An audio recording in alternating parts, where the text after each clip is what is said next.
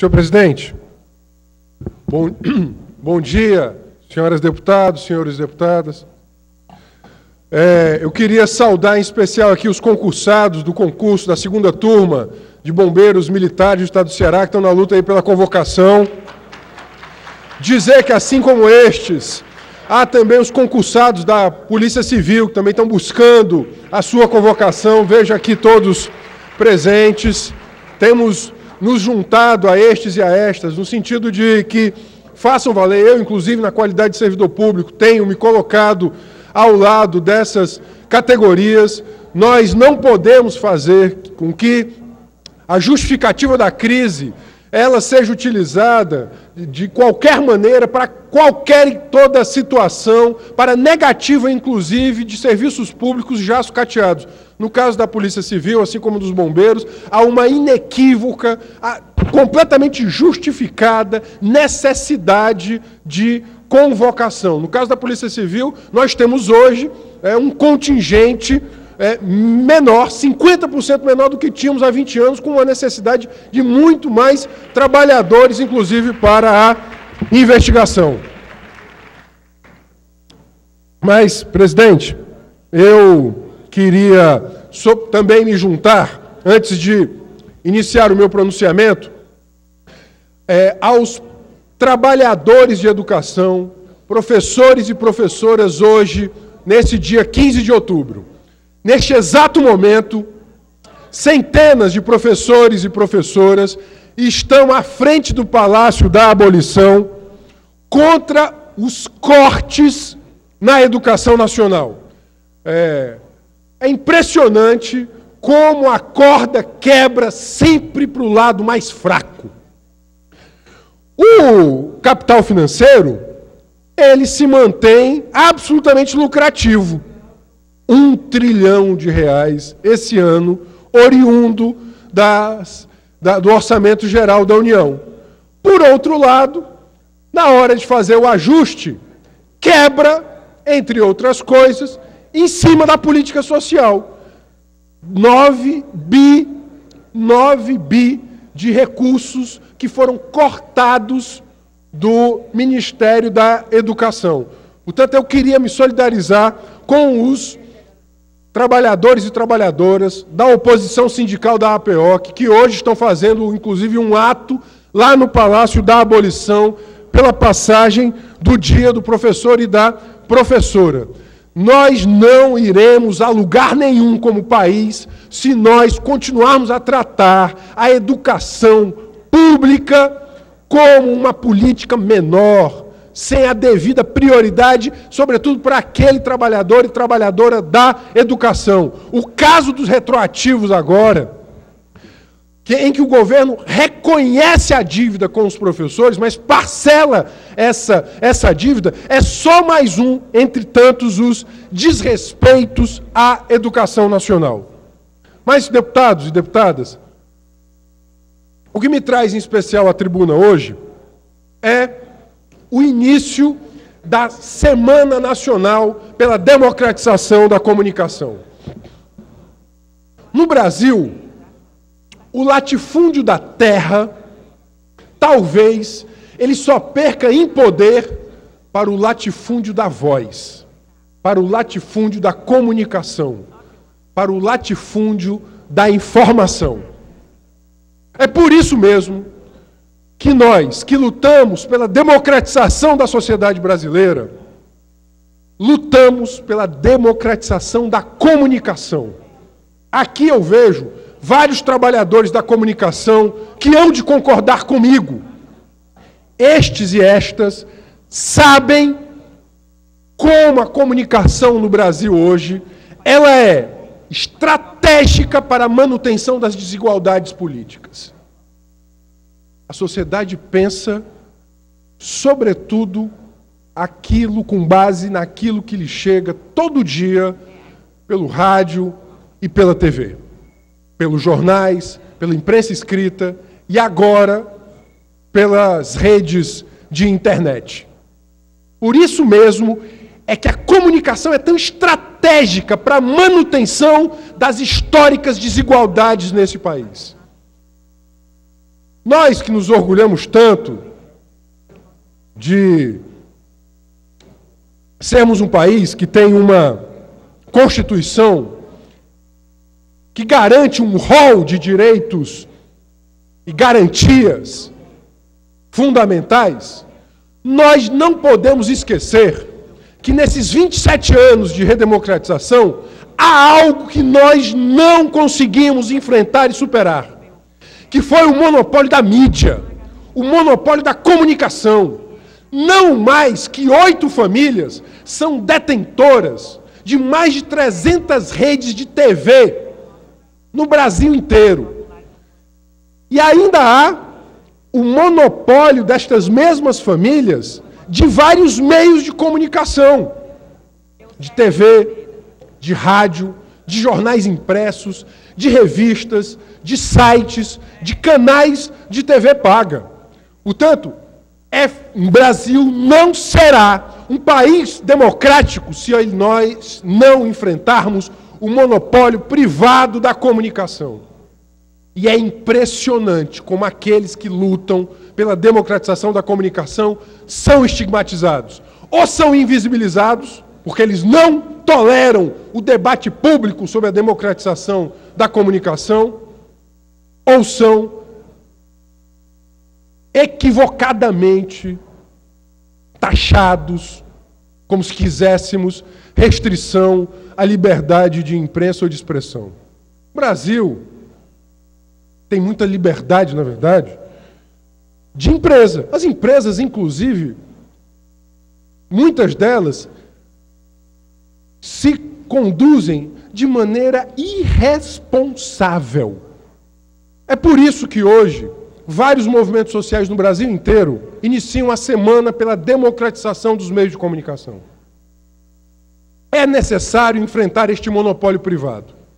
É necessário enfrentar o fato de que nós não temos um marco legal que democratize a liberdade de expressão, que essa liberdade foi capturada pelos monopólios privados. Deputado, quando for possível. É necessário que nós, pois não, deputado, é necessário que nós democratizemos também os conteúdos.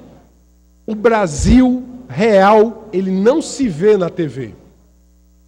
O Brasil mais pobre, o Brasil das periferias urbanas, o Brasil negro e indígena, o Brasil na sua diversidade cultural, étnica, sexual, na sua diversidade política, ele não se vê na TV. Ele não se vê nos rádios, ele não se vê na grande revista semanal que vende 1 milhão de exemplares. E este é um tema político fundamental. É por isso que na pauta da reforma política, defendida pelas organizações da sociedade civil, estão lá a reforma do sistema da democracia representativa, porque a democracia representativa não representa, há o fortalecimento da democracia direta, o fortalecimento da democracia participativa, a democratização do judiciário e o quinto eixo, a democratização dos meios de comunicação. A Argentina enfrentou esse debate, o Uruguai enfrentou esse debate. Os países centrais do capitalismo enfrentaram esse debate. Os marcos legais da Inglaterra ou dos Estados Unidos para a comunicação são melhores do que os nossos. Porque muitas vezes, de forma falaciosa, nos impingem a equivocada ideia de que seríamos favoráveis à restrição da liberdade de expressão. Não se trata disso, mas se trata, de fato, de entender que há um baronato da mídia, que ele se articula com a política. Eu sugiro a todos consultarem o site Donos da Mídia e lá entenderem quantos senadores, quantos deputados federais, inclusive do Ceará, são proprietários de meios de comunicação, de forma cruzada, é claro, sendo associados a fundações, a associações. Isso é sobejamente conhecido. E é, obviamente, uma violação do que prega a Constituição. Detentores de mandatos não poderiam ser proprietários de meios de comunicação. E temos, obviamente, também a necessidade de enfrentar uma mídia que produz cotidianamente violações aos direitos humanos.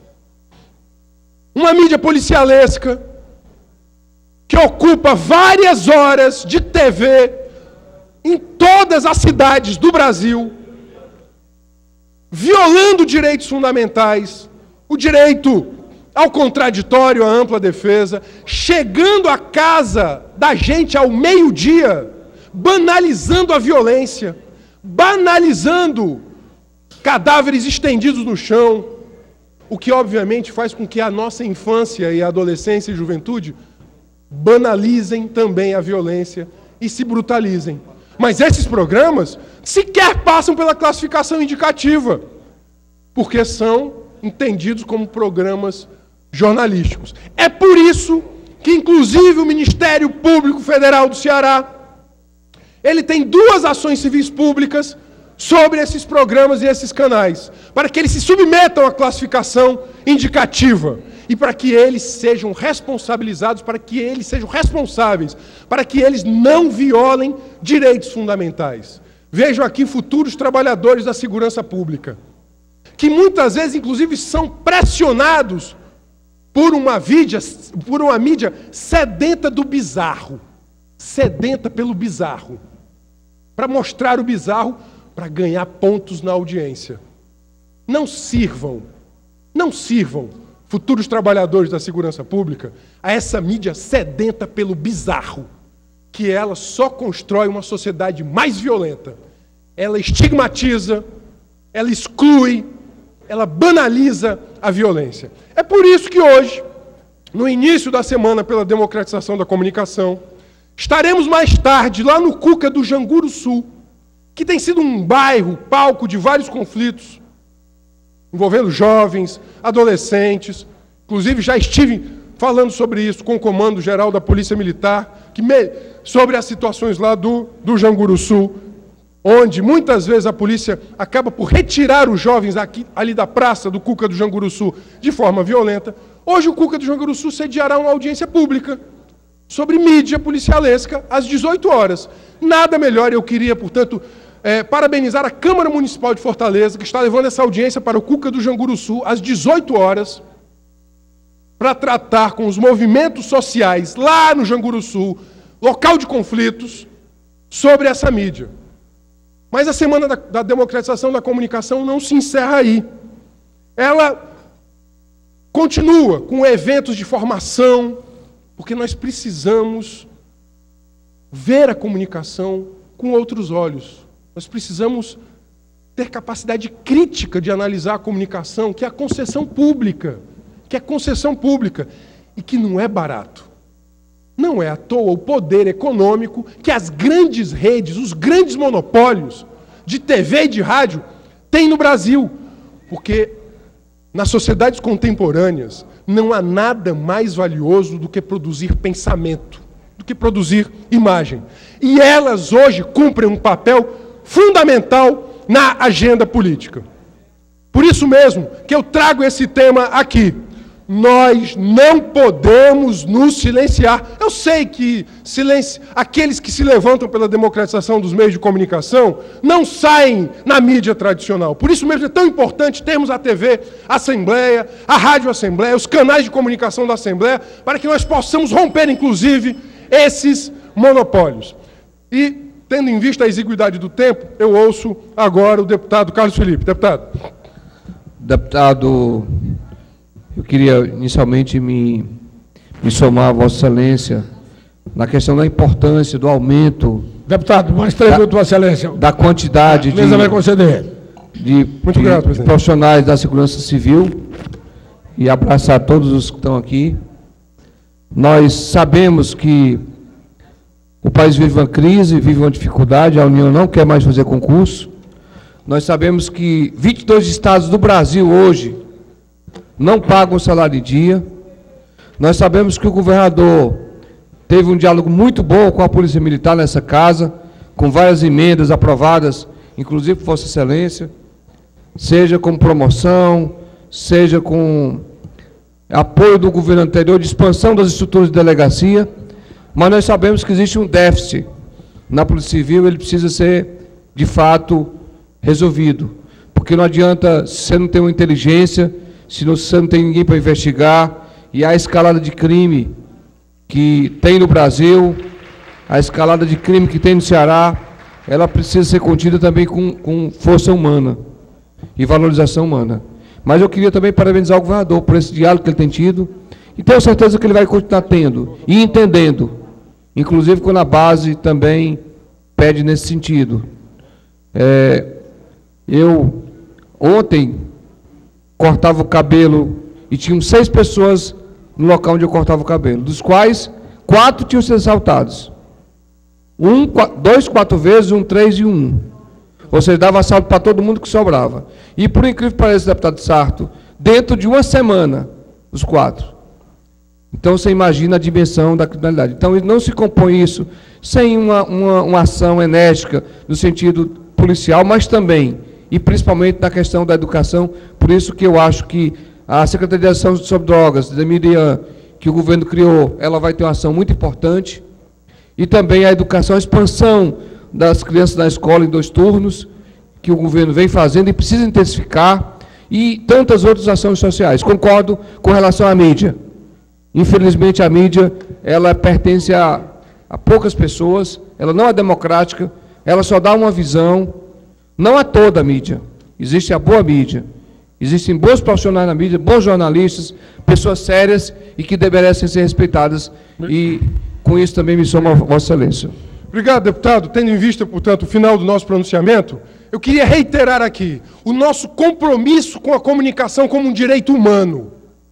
O direito à liberdade de expressão, que ele é limitado pela propriedade, pelo monopólio grande, que acaba gerando visões machistas, racistas, sexistas, sobretudo na publicidade, que acaba gerando, banalizando violência, que não permite um debate mais democrático, profundo, sobre o que é, inclusive, a sociedade brasileira, que é muitas vezes manietada pelo proselitismo político ou pelo proselitismo religioso de alguns, que se utilizam de canais de concessão pública para conquistar poder, voto e manutenção de poder econômico. Daí a necessidade de saudarmos essa militância pela democratização dos meios de comunicação.